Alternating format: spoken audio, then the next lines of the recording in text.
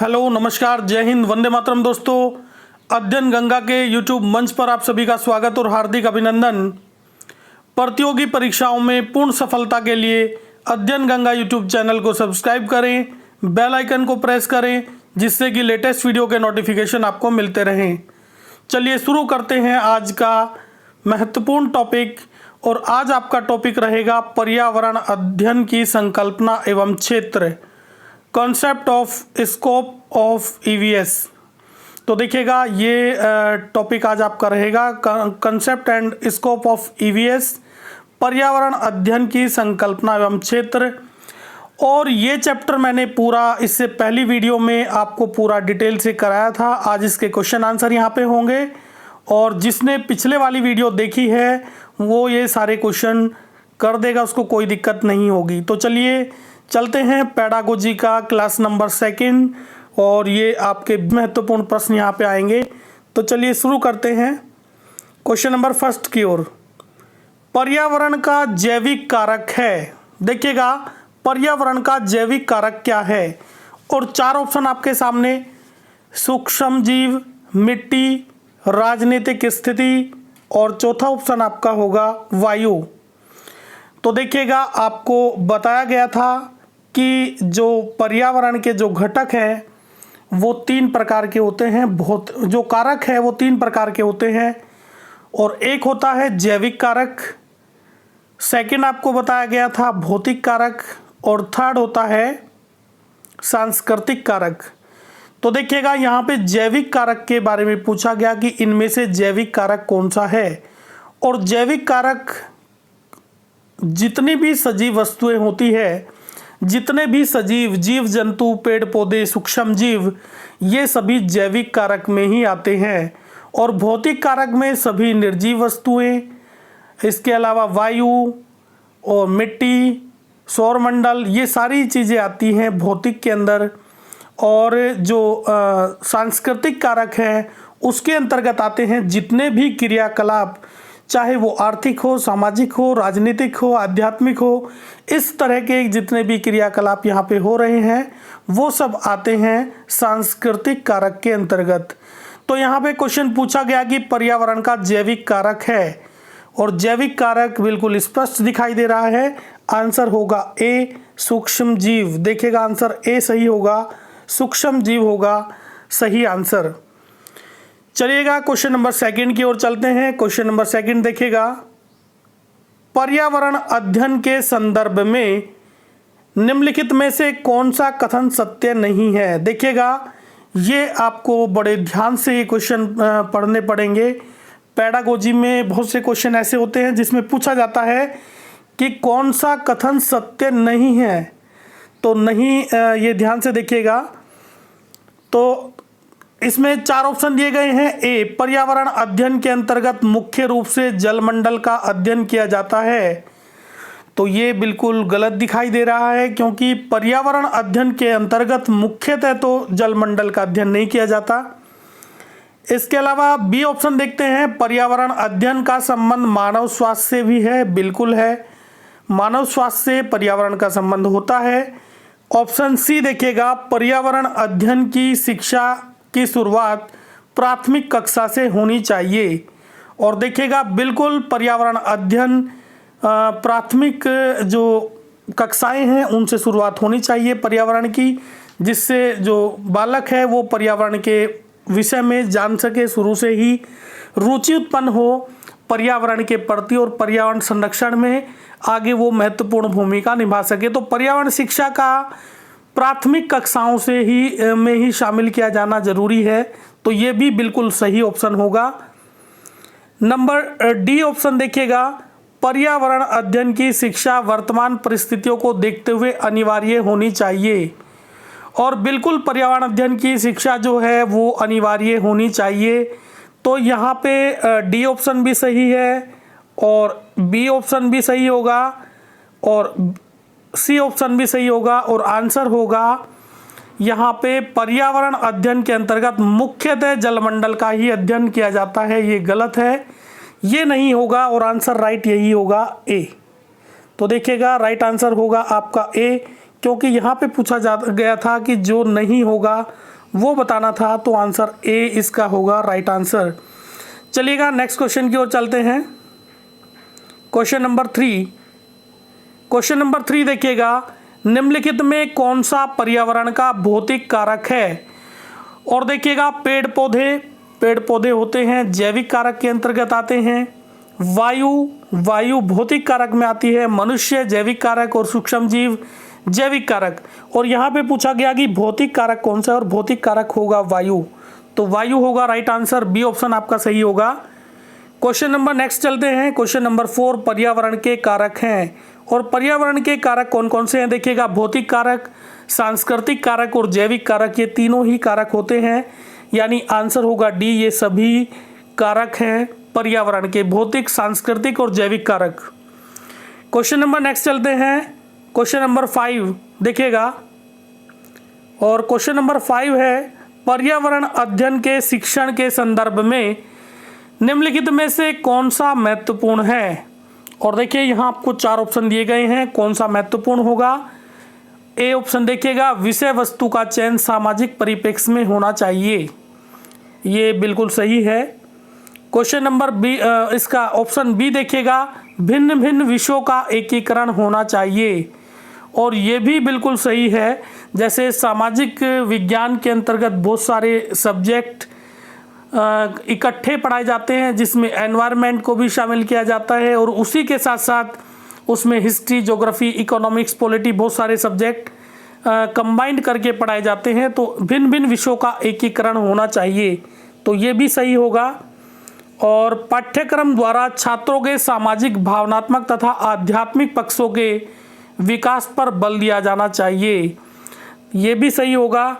उपरोक्त सभी, यानी ये सभी सही होंगे, तो आंसर होगा डी, ये सभी राइट होंगे। ऑप्शन डी इसका आंसर होगा। क्वेश्चन नंबर 6 की ओर चलते हैं। पर्यावरण का अध्ययन क्षेत्र है। और देखिएगा इससे पिछली वीडियो में आपको बताया गया था कि पर्यावरण का जो अध्ययन क्षेत्र है उसमें मुख्यतः आपको 2-3 बातें बताई गई थी, जिसमें इकोलॉजी, पारिस्थितिकी, वानिकी, जैव प्रौद्योगिकी और इसके अलावा आपको मानव स्वास्थ्य, ये बताए गए थे। पर्यावरण का अध्ययन क्षेत्र मुख्यतः यही है। तो देखिएगा यहाँ पे सारे ऑप्शन है, पारिस्थितिकी, वानिकी, जैव प्रौद्योगिकी, तो आंसर होगा डी, ये सभी राइट होंगे, तो आंसर होगा डी ऑप्शन हो जाएगा, ये सभी। क्वेश्चन नंबर नेक्स्ट चलते हैं 7। क्वेश्चन नंबर 7 देखिएगा, निम्नलिखित में से किस विषय से पर्यावरण अध्ययन का सर्वाधिक गहरा संबंध है? और देखिएगा इनमें सर्वाधिक गहरा संबंध पर्यावरण से संबंधित किस विषय का है? और देखिएगा इतिहास, भूगोल, गणित, राजनीतिक विज्ञान। और सर्वाधिक गहरा संबंध अगर इन विषयों में देखें तो सर्वाधिक गहरा संबंध होता है भूगोल का।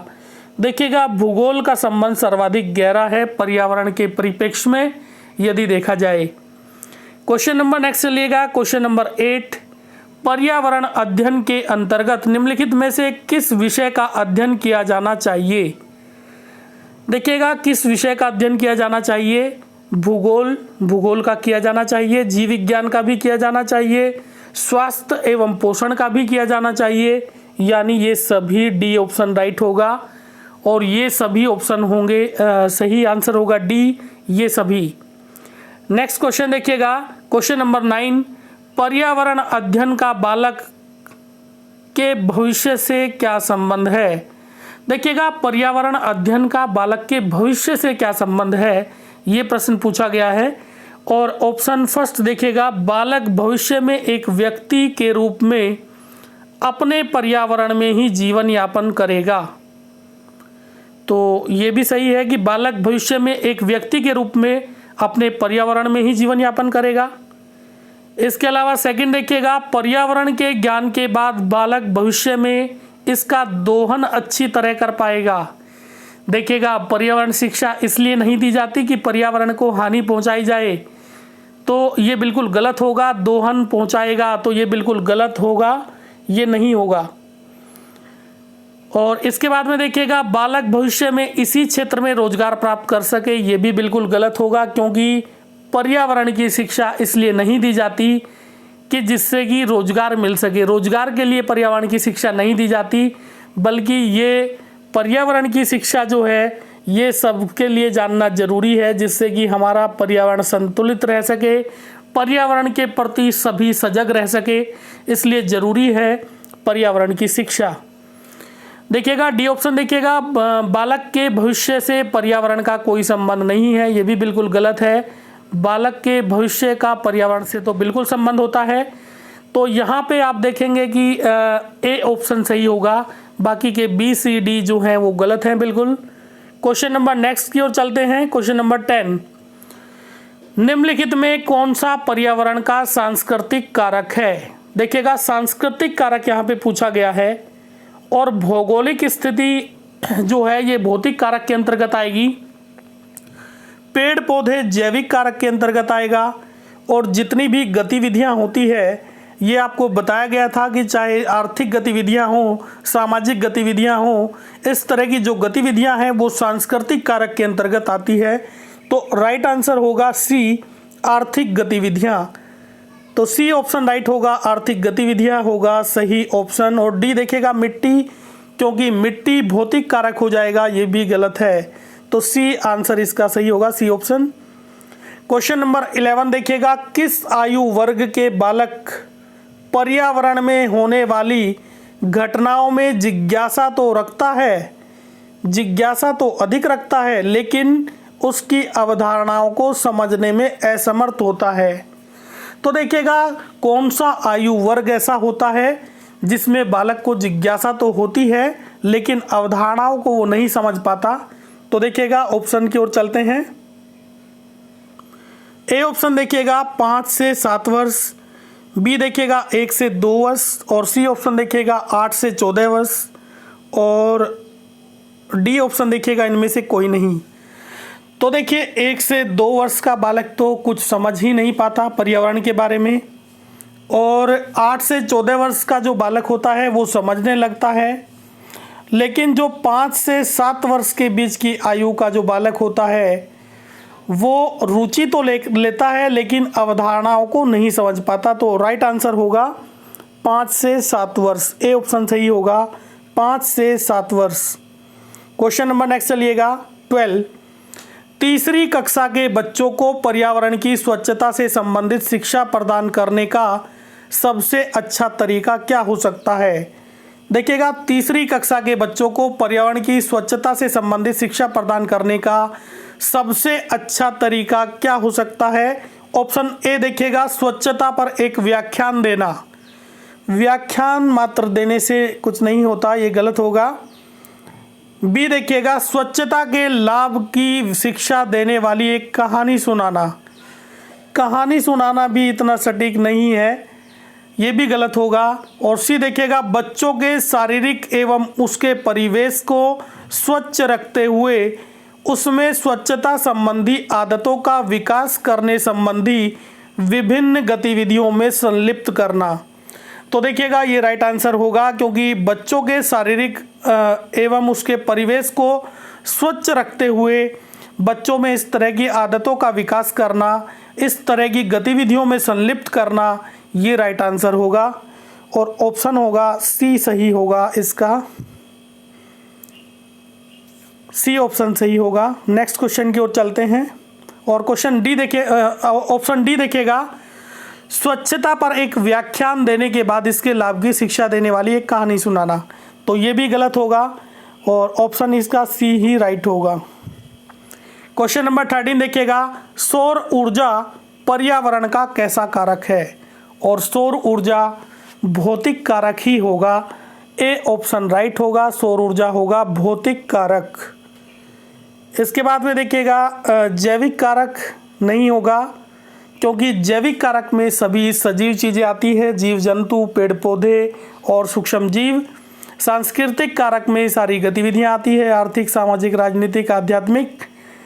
और डी ऑप्शन इनमें से कोई नहीं। तो ऑप्शन आपको पता चल गया कि कौन सा सही होगा। क्वेश्चन नंबर 14 देखिएगा जीव विज्ञान की वह शाखा जो जीवों तथा पर्यावरण के बीच पारस्परिक क्रियाओं का अध्ययन करती है क्या कहलाती है?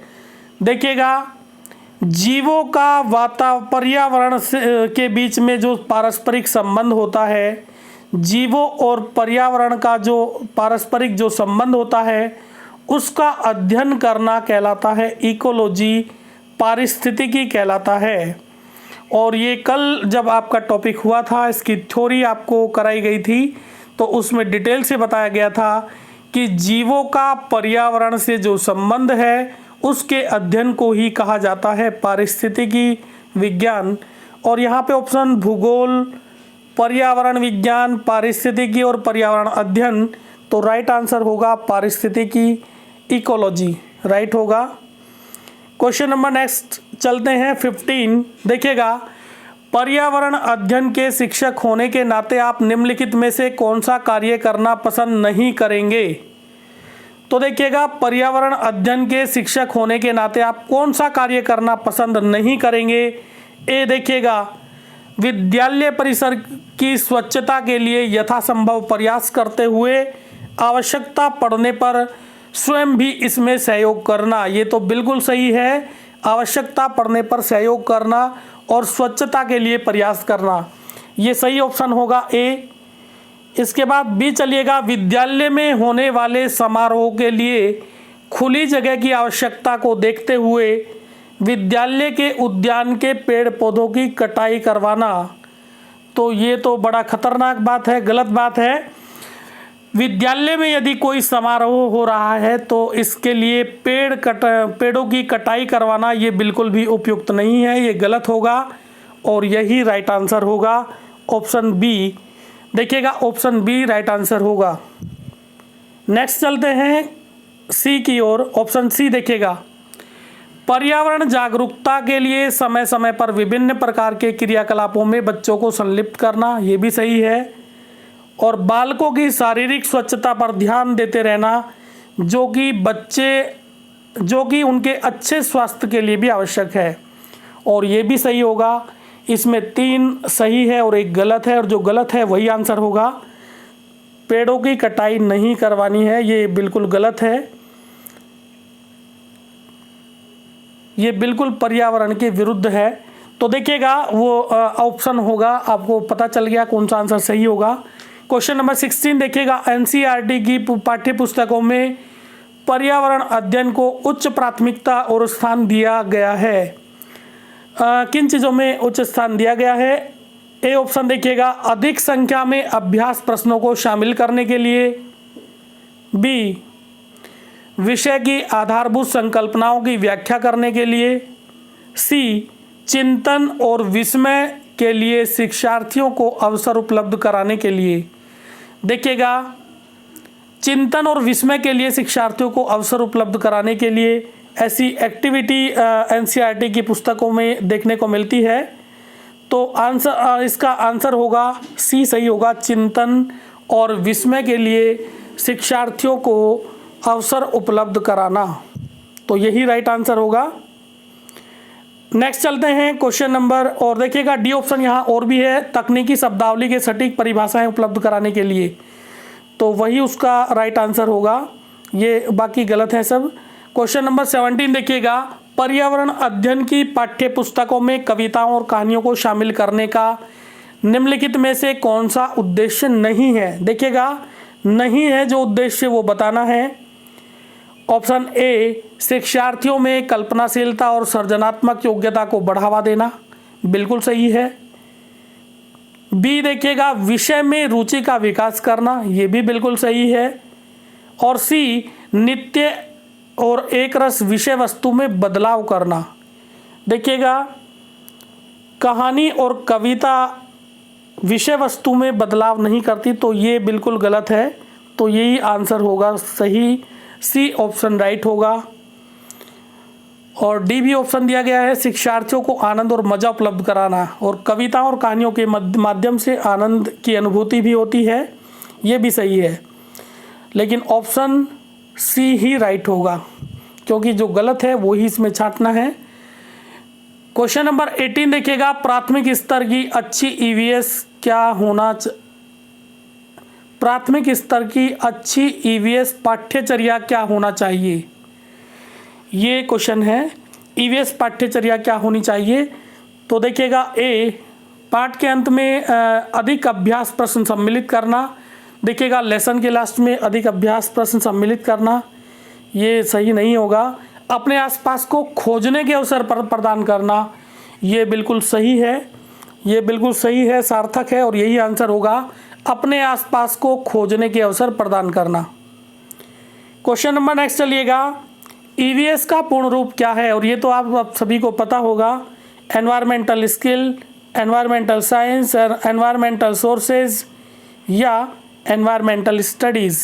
और आंसर होगा एनवायरमेंटल स्टडीज़। ये तो आपको पता ही है, यही सब्जेक्ट है आपका। क्वेश्चन नंबर 20 देखिएगा, शोभना अपनी कक्षा 5 में पर्यावरण अध्ययन की कक्षा में अक्सर गहन जांच पड़ताल करने वाले और कल्पनापरक प्रश्न पूछती है। उसके द्वारा इस प्रकार करने का उद्देश्य किसमें सुधार करना है? देखिएगा, शोभना कक्षा 5 की स्टूडेंट है और वो अक्सर गहन जांच पड़ताल वाले और कल्पनापरक प्रश्न पूछती है। इससे ऐसा करना उसे किस चीज़ में सुधार करेगा? तो देखिएगा, अवलोकन कौशल में, संवेगात्मक कौशल में, चिंतन कौशल में, बोलने संबंधी कौशल में। और राइट आंसर होगा चिंतन कौशल में। देखिएगा, चिंतन कौशल का विकास होगा, सुधार होगा। तो देखिएगा, ये आपके 20 महत्वपूर्ण प्रश्न समाप्त हुए। ये वीडियो आपको कैसी लगी? अगर अच्छी लगी तो लाइक ज़रूर करिएगा और अध्ययन गंगा यूट्यूब चैनल को सब्सक्राइब करें। अगर आप अध्यापक बनना चाहते हैं तो अध्ययन गंगा यूट्यूब चैनल को ज़रूर सब्सक्राइब करें और बेल आइकन को प्रेस करें, जिससे कि लेटेस्ट वीडियो के नोटिफिकेशन आपको मिलते रहे, क्योंकि यहीं पे आपको बिल्कुल मिलेगा सटीक और प्रामाणिक तथ्यपूर्ण सारी जानकारी और सारे टॉपिक आपके कराए जाएंगे और कंप्लीट सिलेबस आपका कंप्लीट यहाँ पे कराया जाएगा सब कुछ, चाहे वो सीटेट हो, यूपी टेट हो या अदर किसी भी स्टेट का टेट का एग्ज़ाम हो, और इसके अलावा सुपर टेट आपका हो या टीचर भर्ती से संबंधित, अध्यापक भर्ती से संबंधित जितनी भी परीक्षाएं होती है, उन सब की तैयारी इस चैनल के माध्यम से आपको कराई जाएगी। धन्यवाद। जय हिंद।